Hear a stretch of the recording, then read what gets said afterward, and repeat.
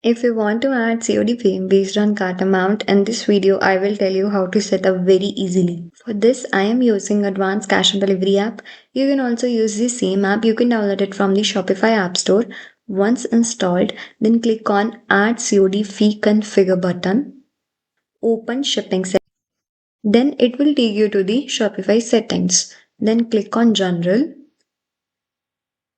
Once you scroll down, shipping zones. In that, I have already added a charge of 20 for prepaid orders between 0 to 1000 and free shipping for the orders above 1000. Now we will add a rate here for the orders between 0 to 1000, a charge of 50 rupees. So I am adding custom rate name as COD charge. Set price of 50 rupees. Click on add conditional pricing based on order price. Minimum price 0 to maximum price 1000. Click on done. Then we will add another rate for the orders above 1000. I am using same custom rate name and price 100 rupees. Based on order price, minimum price 1000 and maximum no limit. Click on done. Remember to save your changes.